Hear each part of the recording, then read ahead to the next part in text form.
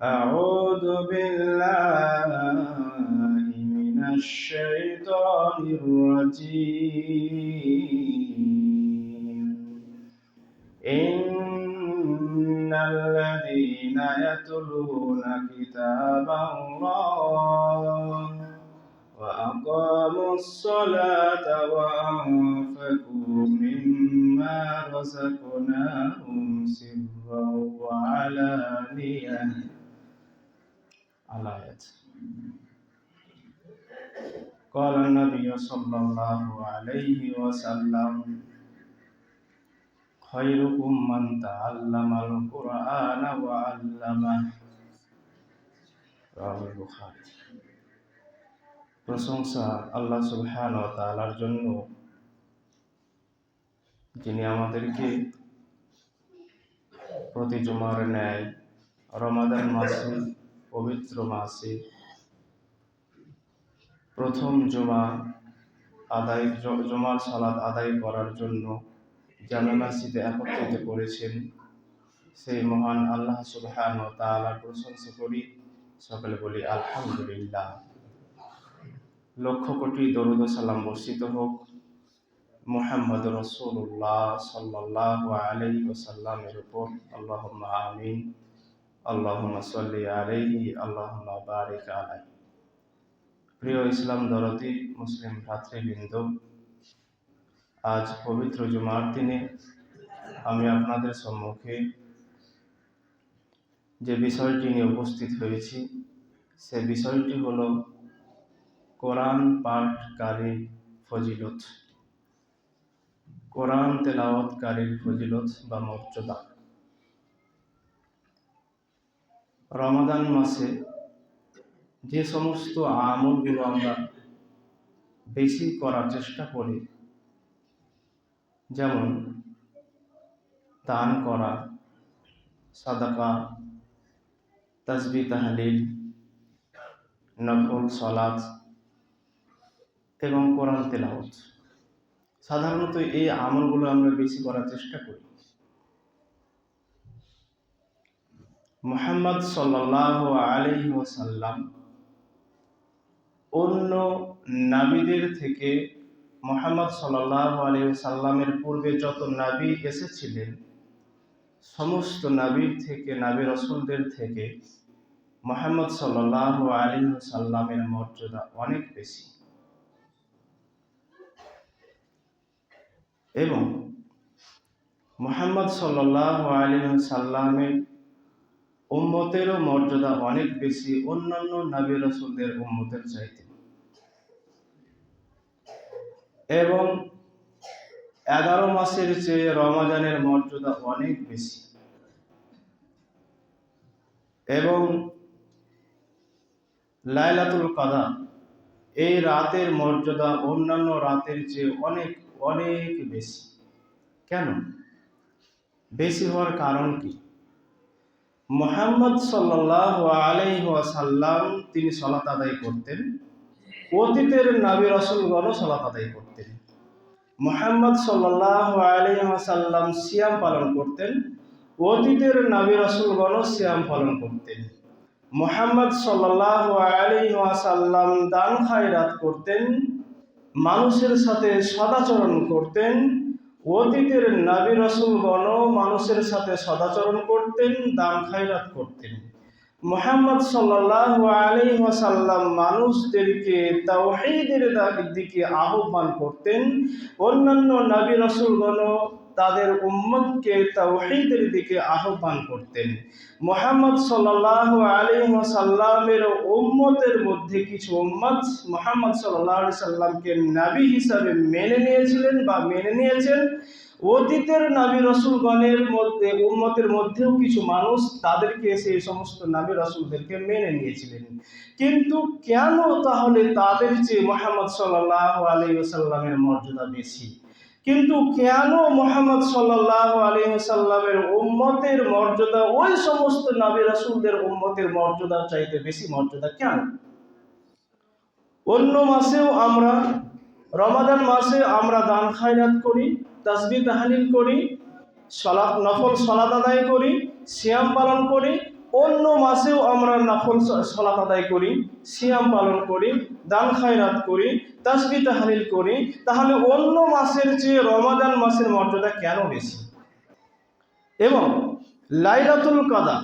লাইলাতুল কাদারেও আমরা তাসবিহ তাহলিল করি, জিকির আজকার করি, নফল সালাত আদায় করি, রাত জাগরণ করি আল্লাহর উদ্দেশ্যে। অন্য রাতেও আমরা সেম একই কাজ করি, তাহলে অন্য রাতের চেয়ে লাইলাতুল কদর কেন বেশি মর্যাদাপূর্ণ রাত? এর কারণ কি আপনাদের জানা আছে? এর একটি মাত্র কারণ, সেটি হলো আল কোরআন। এর একটি মাত্র কারণ, সেটি হলো আল কোরআন। কারণ নবী সাল্লাল্লাহু আলাইহি ওয়াসাল্লামের উপর কোরআন নাজিল হয়েছিল, কিন্তু আগের নবী রাসূলদের উপর কোরআন নাজিল হয়নি। মুহাম্মদ সাল্লাল্লাহু আলাইহি ওয়াসাল্লামের উম্মতের উপর কোরআন নাজিল হয়েছে, কিন্তু অতীতের নবী রাসূলগণের উপরে, নবী রাসূলের উম্মতের উপর কোরআন নাজিল হয়নি। রমাদান মাসে কোরআন নাজিল হয়েছে, অন্য 11 মাসে কোরআন নাজিল হয়নি। লাইলাতুল কদরে কোরআন নাজিল হয়েছে, অন্য রাতে কোরআন নাজিল হয়নি, কোরআন অবতীর্ণ হয়নি। তাহলে যদি মুহাম্মদ সাল্লাল্লাহু আলাইহি ওয়াসাল্লামের উপর কোরআন অবতীর্ণ হওয়ার কারণে যদি মুহাম্মদ সাল্লাল্লাহু আলাইহি ওয়াসাল্লাম অন্যান্য নবী রাসূলদের থেকে মর্যাদাবান হয়, যদি মুহাম্মদ সাল্লাল্লাহু আলাইহি ওয়াসাল্লামের উম্মতের উপর কোরআন নাজিল হওয়ার কারণে মুহাম্মদ সাল্লাল্লাহু আলাইহি ওয়াসাল্লামের উম্মত অন্য নবী রাসূলদের উম্মতের চেয়ে মর্যাদাবান হয়, যদি রমজান মাসে কোরআন নাজিল হওয়ার কারণে অন্য 11 মাসের চেয়ে রমজান মাসের মর্যাদা বেশি হয়, যদি লাইলাতুল কদরে কোরআন নাজিল হওয়ার কারণে অন্য রাতের চেয়ে সে রাতের মর্যাদা বেশি হয়, তাহলে বলুন, যেই মানুষ বা যারা কোরআনের সাথে সম্পর্ক রাখে, কোরআন তেলাওয়াত করে, কোরআন পাঠ করে, কোরআনের সাথে সংমিশ্রণ রাখে বা কোরআনের সাথে যুক্ত থাকে, তাহলে তাদের মর্যাদা মহান আল্লাহ সুবহানাহু ওয়া তাআলার কাছে কত বেশি, চিন্তা করেছেন? মুহাম্মদ সাল্লাল্লাহু আলাইহি সাল্লামের মর্যাদা কেন বেশি?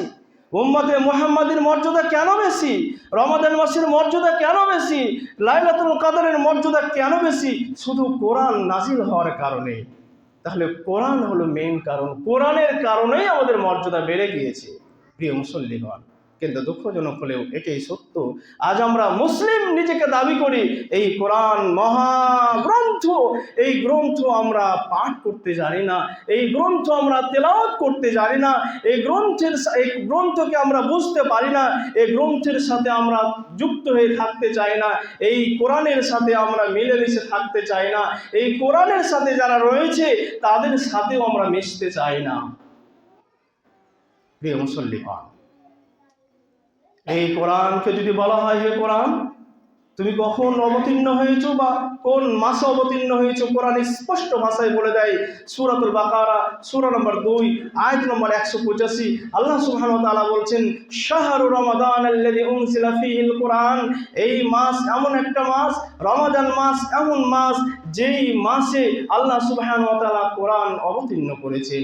আল্লাহ সুবহানাহু ওয়া তাআলা বলছেন সূরাতুল কদর সূরা নম্বর 97 আয়াত নম্বর 1, আল্লাহ বলছেন, ইন্না আনজালনাহু ফি লাইলাতিল কদর, নিশ্চয় আমরা এই মর্যাদাবান রাতে কোরআন অবতীর্ণ করেছি।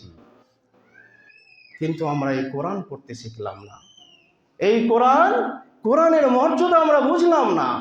আমরা নিজেকে মুসলিম বলে দাবি করি, কিন্তু কোরআন পড়তে জানি না, কোরআন পাঠ করতে জানি না, এই কোরআনের সাথে আমরা ব্যবসা করতে জানি না। ব্যবসা মানে আল্লাহ সুবহানাহু ওয়া তাআলা বলেছেন সূরাতুল ফাতির সূরা নম্বর 35 আয়াত নম্বর 29, আল্লাহ রাব্বুল আলামিন বলছেন, ইন্নাল্লাযীনা ইয়াতলুনা কিতাবাল্লাহ, নিশ্চয় যারা কোরআন পাঠ করে, কোরআন তেলাওয়াত করে, ও আকামুস সালাত, এবং সালাত কায়েম করে, ও আনফাকু মিম্মা রাযাকনাহুম সিররান ওয়া আলানিয়াহ, এবং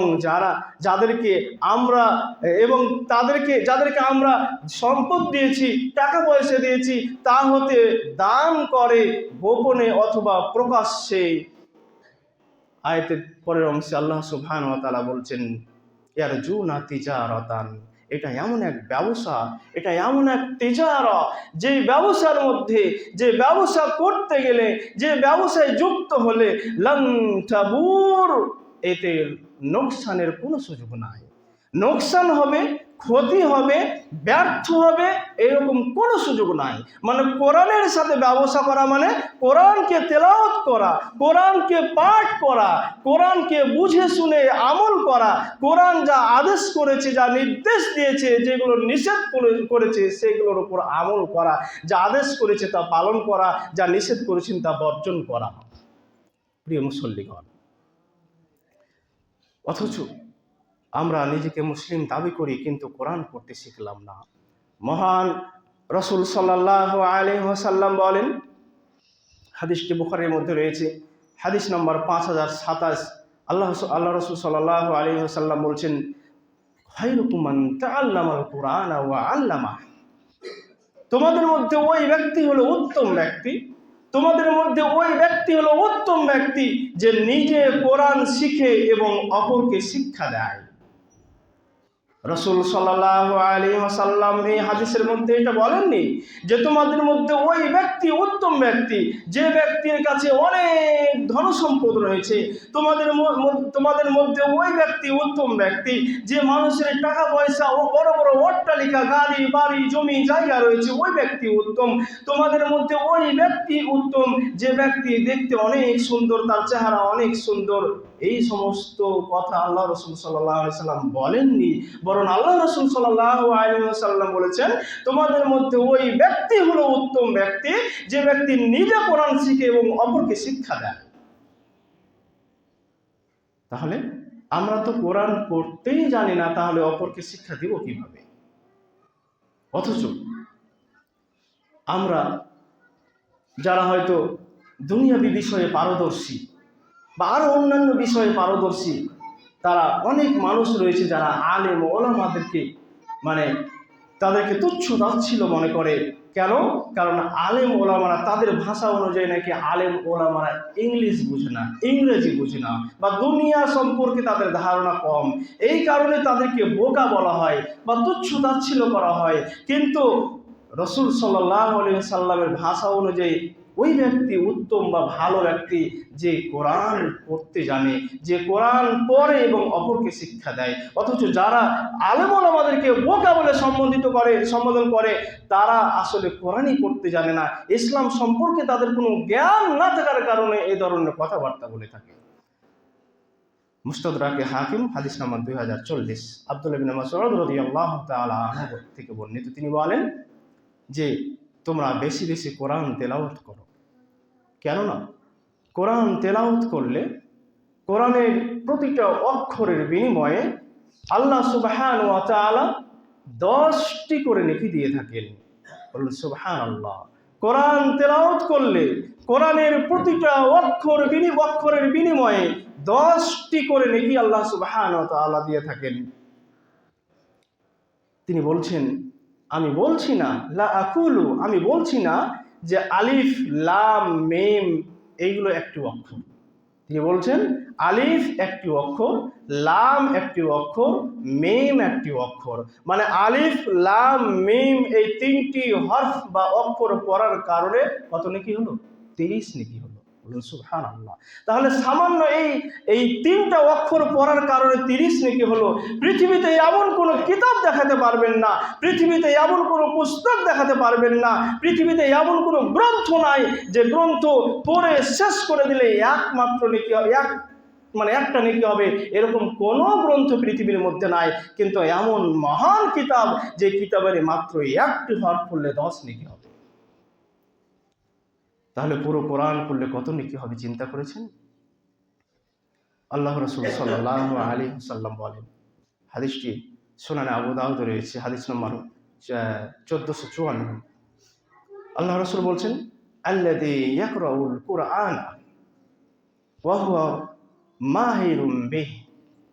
যে ব্যক্তি কোরআন পড়তে দক্ষ, যে ব্যক্তি কোরআন শুদ্ধভাবে ভালোভাবে পড়তে পারে, যার কোনো কষ্ট হয় না কোরআন পড়তে, খুব সহজে অনায়াসেই কোরআন পড়তে পারে, কোনো অসুবিধা হয় না, এই ব্যক্তির ব্যাপারে আল্লাহ রসুল বলছেন মাস আল্লাহ রসুল সাল্লাল্লাহু আলাইহি ওয়াসাল্লাম বলছেন মা'আস সাফারাতিল কিরামিল বারারা, ওই ব্যক্তি থাকবে উচ্চ মর্যাদা সম্পন্ন ফেরেশতাদের সঙ্গে হবে। যে ব্যক্তি সহজভাবে সুন্দরভাবে কোনো কষ্ট ছাড়াই কোরআন তেলাওয়াত করতে পারবে, ওই ব্যক্তি উচ্চ মর্যাদা সম্পন্ন অধিকারী ফেরেশতাদের সঙ্গী হয়ে থাকবেন। আপনারা হয়তো বলতে পারেন, মৌলভী সাহেব, তাহলে আমরা যারা কোরআন ভালোভাবে পড়তে জানি না আমাদের কি হবে? আপনাদের জন্য সুসংবাদ রয়েছে। যারা কোরআন ভাঙাচোরাভাবে পড়তে পারেন, মানে মোটামুটি কোনো রকমে পড়তে পারেন, তাদের ব্যাপারে রাসূল সাল্লাল্লাহু আলাইহি ওয়াসাল্লাম এই হাদিসের শেষ অংশে বলছেন ওয়াল্লাযী ইয়াকরু ওয়া হুয়া ইয়াশতাদ্দু আলাইহি ফালাহু আজরান। তিনি বলছেন যে ব্যক্তি কোরআন শুদ্ধভাবে পড়তে পারে না, মানে ঠিকভাবে পড়তে পারে না, আটকে যায়, থেমে যায়, কোরআন পড়তে খুব কষ্ট হয়, খুব সহজভাবে পড়তে পারে না, ওই ব্যক্তির ব্যাপারে রাসূল সাল্লাল্লাহু আলাইহি ওয়াসাল্লাম বলছেন ফালাহু আজরান, তার ডবল নেকি। আল্লাহু আকবার। তার কত নেকি? ডবল নেকি। তাহলে আপনি যে পড়ছেন, মানে পড়ার কারণে এক নেকি, আর কষ্ট করে পড়ছেন এই জন্য আরেক নেকি, দিয়ে ডবল নেকি। তাহলে যারা হয়তো ভালোভাবে পড়তে পারে না, খুব কষ্ট হয় পড়তে, তাদের নিরাশা হওয়ার কোনো কারণ নেই, হতাশা হওয়ার কোনো কারণ নেই। আপনি ওভাবে পড়ে যান, কিন্তু চেষ্টা করতে হবে শুদ্ধভাবে পড়ার। প্রিয় মুসল্লিগণ, রাসূল সাল্লাল্লাহু আলাইহি ওয়াসাল্লাম বলেন, হাদিসটি মুসলিমের মধ্যে রয়েছে, হাদিস নাম্বার 1759, আল্লাহ রাসূল বলছেন ইকরাউল কুরআন, তোমরা বেশি বেশি কোরআন তেলাওয়াত করো। তোমরা কি করো? তোমরা কোরআন তেলাওয়াত করো। ফাইন্নাহু ইয়াতি ইয়াউমাল কিয়ামাতি শাফিআন, কেননা কাল কিয়ামতের মাঠে কোরআন তোমাদের জন্য শাফাআত করবে। কোরআন তোমাদের শাফাআতকারী হয়ে আসবে, সুপারিশকারী হিসাবে তোমাদের কাছে আসবে কাল কিয়ামতের মাঠে। এরপরে আল্লাহ রাসূল বলছেন যে তোমরা দুইটি উজ্জ্বল সূরা তেলাওয়াত করো। দুইটি উজ্জ্বল সূরা, কি সেই সূরা দুইটি? সূরাতুল বাকারা এবং সূরাতুল ইমরান। এই দুইটি উজ্জ্বল সূরা তোমরা তেলাওয়াত করো। এই দুইটি উজ্জ্বল সূরা যদি তেলাওয়াত করো কি হবে? রাসূল সাল্লাল্লাহু আলাইহি ওয়াসাল্লাম বলছেন কাল কিয়ামতের মাঠে এই সূরা দুটি মেঘের দুইটি খণ্ড হয়ে, অথবা পাখির দুইটি পাখির ঝাঁক, বড় বিশাল ঝাঁক, অথবা ছায়াদানকারী হয়ে এই দুইটি সূরা আসবে। যখন আল্লাহ সুবহানাহু ওয়া তাআলা আপনার ফায়সালা করবে, তখন এই সূরা দুটি হয় মেঘের খণ্ড হয়ে দুটা মেঘের খণ্ড হয়ে আসবে, অথবা দুটা ছায়াদানকারী হয়ে আসবে, অথবা দুইটা বড় পাখির ঝাঁক হয়ে আসবে, এসে আপনার পক্ষ হয়ে আল্লাহ সুবহানাহু ওয়া তাআলার সাথে কথা বলবেন, মানে আপনার জন্য সুপারিশ করবেন। এরপরে হাদিসের শেষ অংশে আল্লাহ রাসূল বলছেন যে সূরা বাকারা গ্রহণ করা হলো বরকতের কাজ। তার মানে যে ব্যক্তি সূরা বাকারা নিয়মিত তেলাওয়াত করে, তার সংসারে, তার পরিবারে বরকত আসবে, এবং সেটাকে পরিহার করা পরিতাপের কাজ, আফসোসের কাজ। আর সূরা বাকারা, এই সূরা বাকারার সাথে বাতিলের অনুসারীগণ তার সাথে কি মোকাবিলা করতে পারে না। সূরা বাকারার সাথে বাতিলের অনুসারীগণ মোকাবিলা করতে পারে না। এর মানে হলো, এই হাদিসের রাবী তিনি বলেন যে বাতিলের অনুসারীগণ মানে আমি বুঝতে পেরেছি বা জানতে পেরেছি, এর মানে হলো যারা জাদুকর, তাদেরকে বোঝানো হয়েছে। মানে এই সূরা যদি নিয়মিত পড়া যায়, তাহলে জাদুকরের জাদু থেকে আল্লাহ সুবহানাহু ওয়া তাআলা আমাদেরকে হেফাজত করবে।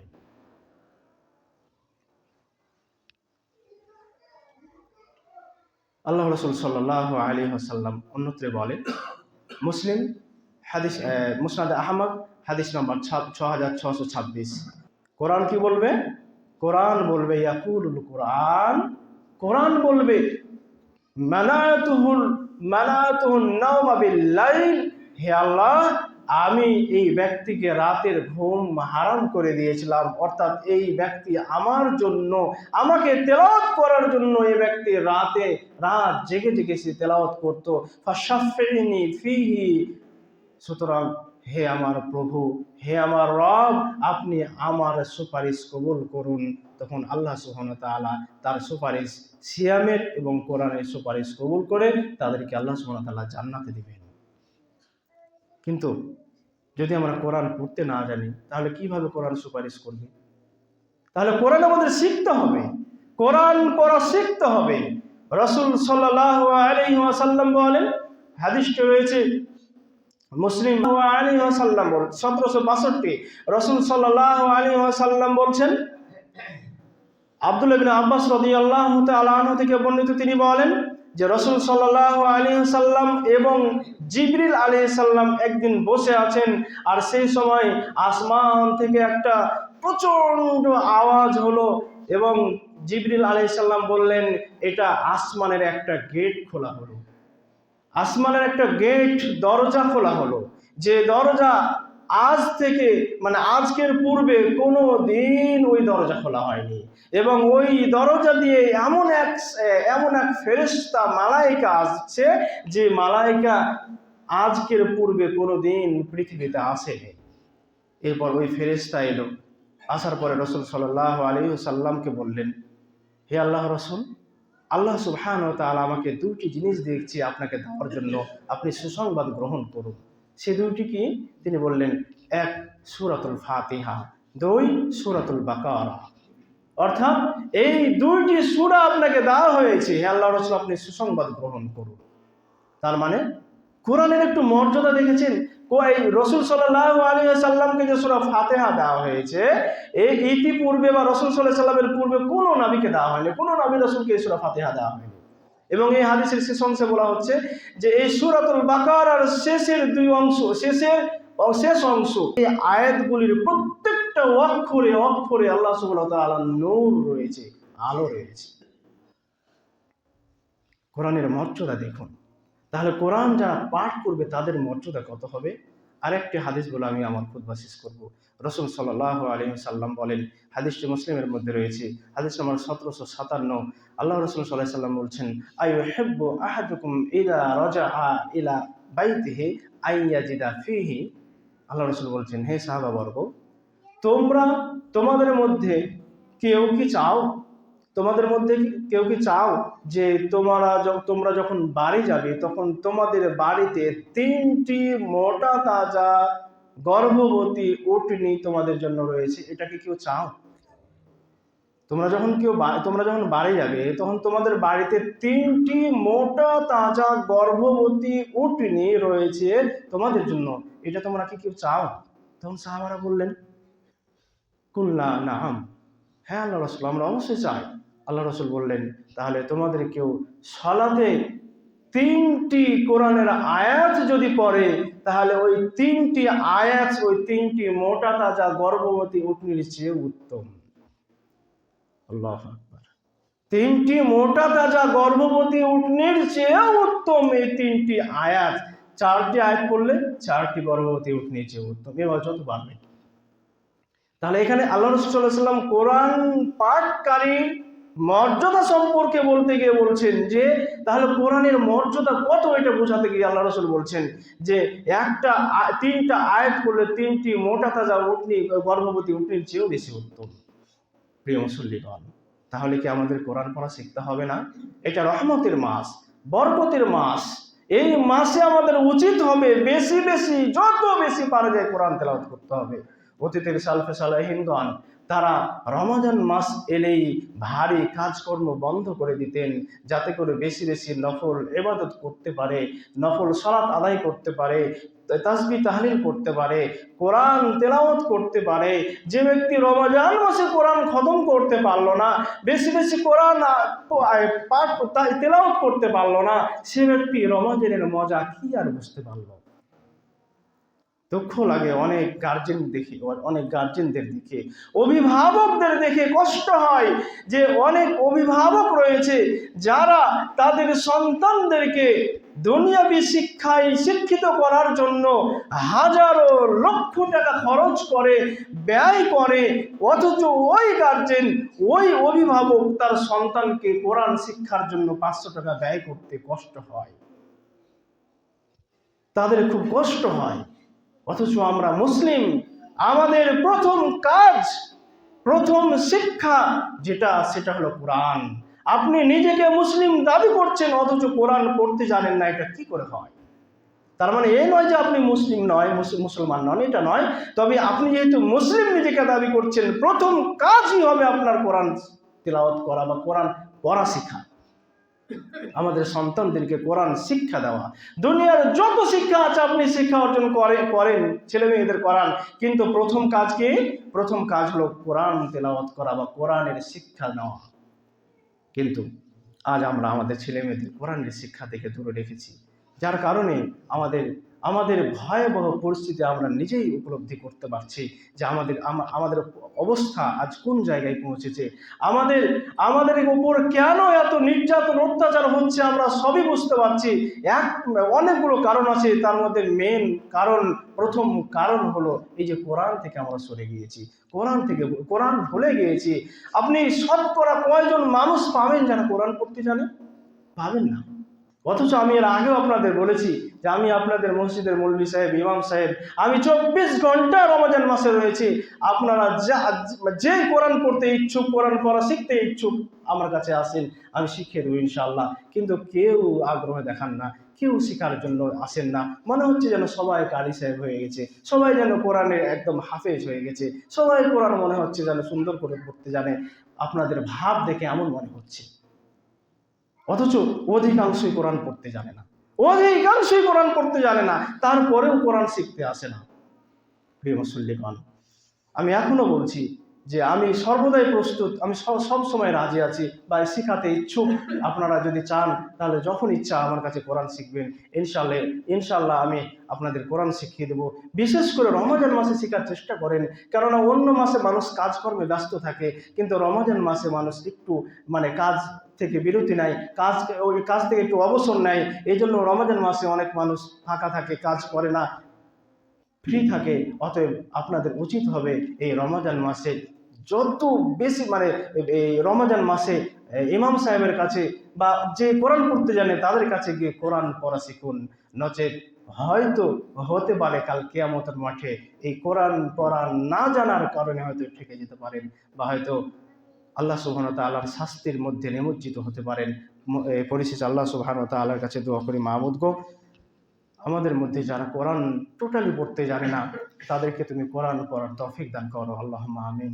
এবং যারা কোরআন মোটামুটি পড়তে জানে, হয়তো কাজ চালার মতো টুকটাক পড়তে জানে, তাদেরকে তুমি শুদ্ধভাবে, সুন্দরভাবে কোরআন পড়ার বা শেখার তৌফিক দান করো। এবং যারা আমরা কোরআন পড়তে জানি শুদ্ধভাবে, তাদেরকে তুমি সম্পূর্ণ কোরআন অনুযায়ী জীবনযাপন করার তৌফিক দান করো। এবং সকল মানুষকে যারা পড়তে জানে, যারা জানে না বা যারা শিখছে